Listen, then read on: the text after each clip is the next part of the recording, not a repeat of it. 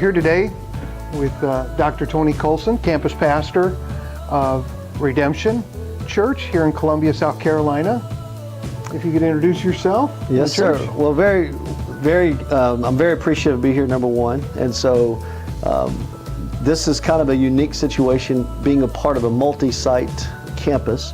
Pastor Ron Carpenter, who actually is in the part of transition himself, he's founded the church in Greenville, but is moving to San Jose, California. Oh, wow. To pastor a congregation there, and it will be Redemption, I think he's going to call it the Bay Area, Redemption Bay Area. Okay. And then there's Redemption Columbia, and then there's Redemption Raleigh, and then we have a Dominican Republic campus. And so my wife and I, Lachey, and then I have 4 children. What are their names? Okay, Kiara, McKenna, Aaliyah, and Tegan. We've been in ministry since we've been married. And so February 14th, 2016 was my first Sunday here at Redemption Columbia. Well, tell me a little bit about Redemption Columbia. It's a big church, you know, coming in. It's very large. Your worship center is beautiful. Thank you. What an amazing center. Tell me a little bit about the church itself. Well, we actually took over a congregation here in the Columbia. It's actually in Lexington, South Carolina. Yeah. And we try to reach the Columbia area, so that's why we call it Redemption Columbia. We don't limit ourselves to just this community, but we've reached into this greater Columbia area. And when we had a pastor who was the pastor of Life Springs Worship Center, who called Pastor Ron in Greenville and said, I'm in the middle of transition, and would you be interested in taking my church? And so literally in about 13 days, Pastor Ron had become responsible for this congregation, and it began a process of transitioning it into a Redemption campus. And so there's 19 acres of land, multiple buildings, playgrounds. I mean, it's just a beautiful facility. And one of the things that's important to us is our food pantry, because we want to be able to step in and reach and touch the community as well. So. Well, you talk a little bit about the food pantry. That's kind of what brought us together. Yes, sir. Was our interest in trying to work with you on your food pantry, and Vision of Giving was privileged to be invited in and be able to help stock some of the pantries. And if you would, share a little bit about the pantry and how it's impacting the community here at the church. Well, the food pantry had been established prior to us, becoming Redemption, and Life Springs had done a wonderful job with it and served several years with it. But through the transition, we lost some leadership over the pantry and had to actually shut it down. And so one of our ladies, wonderful ladies in the church, Samantha Rucker, stepped up and said, I want to take it and help build this thing. And so she has worked hard and been serving and helping to rebuild it so that we can become really the force in the community that we can be for the families that are struggling, for the individuals that are in a tight spot that can't make it through the end of the month, if you will. Right. And this is, we really call it an emergency food pantry, so that we can help those people that are in a crisis point that, and without any other resources, they're not going to make it. They're going to have to go without. And so we want to provide that break. We want to provide that reprieve so that they don't have to worry, so they don't have to struggle through the rest of the month. They can have what they need to make it to their next place. One of the visions that Pastors Ron and Hope Carpenter had for Redemption is for us to raise the standard of living for people. And so we're not here just to make people stay in their situation. We want to reposition them so that their whole life can be different, so that they can truly raise up to the potential that God has in their life. And sometimes the world just gives us a bad break, but if someone can just come and support us, we can get to that place we need to be. So talk to me a little bit about Redemption Church here and the impact on the community. And since you've spent the last couple of years here with all the folks becoming members and being a part of your church, tell me a little bit about the impact that's created, not only with the church to the community, but also for you. Well, there's 3 missions that we have. 1 is to break down religion, 2 is to break down racism, and 3 is to break down poverty. So those are really, when we think about ministry, when we think about what we do as a church, we're thinking, what can we do to destroy the stronghold of religion that it has in the South, Right. devastate this evil work of racism, and then also help set people free from poverty that has kept them in a place where they're not really supposed to be. And so what's beautiful about redemption is racism is something that gets combated on a day-to-day basis. Our staff and our leadership is diverse. Our worship expression is diverse.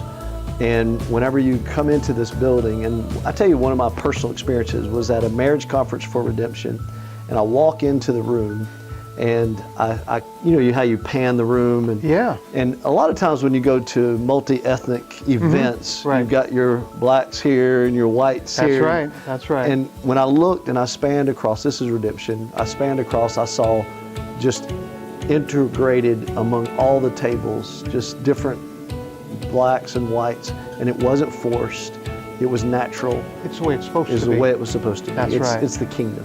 That's right. And so that's one of our hearts here, is to reach down into Red Bank, South Carolina, which has had a history of racism, Yep. and to present a different way of relating to one another as valuable individuals in our society.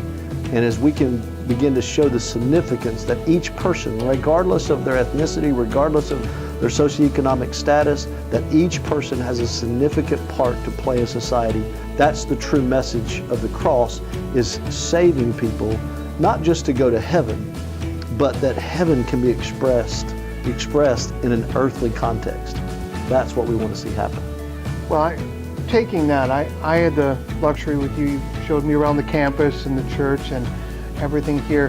One of the things that really caught me was when you walk into your worship center, and as you look throughout, and you talked about panning, and that worship center with the screens and the stage and the music, and the things that go on here on the services, just amazing. Talk to me a little bit about what that means when you walk in. Well, we of course have another goal, and that is to reach our young people, the millennials. And with that, one of the things that Pastor Ron is very intentional about everything that he does. And so he made a shift, I don't know, maybe 3 or 4 or 5 years ago, that he was going to begin to position himself to be able to reach the younger generation. Right. Now with that, you have music that's different, you have lights, you have smoke, you have, there's just a setting that creates a context that generation walks into, and they don't feel awkward, they don't feel like out of place. Right. And that's the first step in getting them to open their heart to Christ,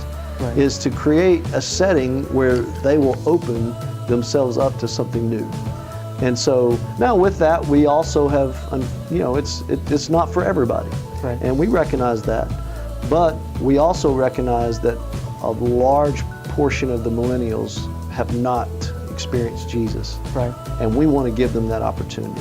And so that's what's going to happen in here, is a multi-ethnic, young, youthful, relevant, high energy Yeah. worship experience, so that when people walk into this place, that's where we fight religion. Right. Is it's not that, there's some traditions that of course we hold dear, Of course. but there's some traditionalism that we just cast aside, so that we can put the higher priority is to reach people who have not been reached yet. I'll tell you, going back to when you and I were together last here, and I don't know if you remember, you pulled out your phone and you showed me a video of a service that was filmed. And there was Yes. an amazing woman that was singing. And I remember standing there next to you watching that video, and it just drew you in. You just stood there, and as you described what happened that day, because I wasn't there live, I was looking at a cell phone, and it just draws you into that moment. I would imagine that most times as you go through services here, because it's so big and it's theatrical in the way with lights and sound, and you're able to literally grab them, bring them into it with you, and engage them. It's incredible, and we recognize that those surface expressions are not the end. Of course. And so our goal is not to have a nice production, but we recognize that they are tools to hook a heart. And so Amber Smith is our worship leader, and she is an incredible gift to the body. And she can bring you into the presence of God in a way that's just supernatural. And so that day in particular is, I believe it was the day that actually God gave us a song that day spontaneously. And you would have thought it was all planned because of just how amazing it was. Yeah. And so, but yes, she shows up and she brings her full heart with it. And I think that's the key, is whenever people can begin to walk into a setting to where they're given permission to get real and to get free in the presence of Jesus, great things can happen. It's a great description of what this is, a place that you can be free and just join into the family. Amen. That's great. Amen. So I want to talk a little bit about the church and how people can get to know, this campus and you and come here. Talk to me a little bit about how people can get to know you and be affiliated here. Okay. Well, of course, the easiest way is myredemption.cc. You can learn all the different things about redemption and all that God is doing here. Here locally, of course, it's a full family focused and ministry opportunity where a person could come in and serve and be served. There's family ministry for all ages. Another thing that is happening is we're actually bringing to this campus what's called iChurch. It's been based in Greenville, but Pastor Kay Golden is coming here, and she's going to be building a volunteer team who will actually minister to people online while the services are happening. Now, what's amazing about this, Michael, is as when there's an altar call here, there's an altar call online. There's people ministering to people in their needs right there online and serving people. All literally could be anywhere in the world as long as they have internet access. And what's amazing about the iChurch is it's the very first virtual campus that's been recognized by the government as a 501c3 organization. Congratulations on that. That's wonderful. Thank you. So it's just amazing because I believe they have evidently seen the credible work that's happening even electronically. One of the things that Vision of Giving, as you know, when we started this and why we developed our relationship is we want to show everybody how if they get involved in the church, spend time in the church.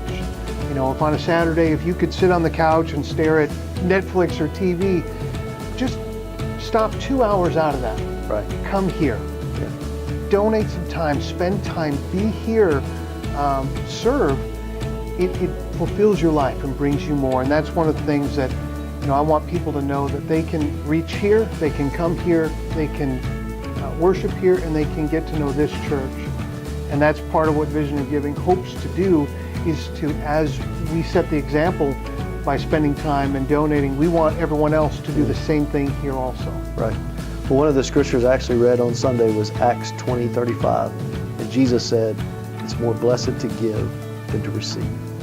And a person never truly walks into their true purpose or true place of fulfillment until they learn to invest in others rather than serving themselves. Well, we set the example of that with you, so thank you very much. I just want to thank you for taking some time with us today, with everybody that has the opportunity to see this. And for anybody that wants to learn more about Redemption Church here at the Columbia campus, what's the website again? myredemption.cc. We encourage them to come, look, learn, read, and listen, and be a part of this also. So thank you very much for your time today. Thank you for what you're doing as well.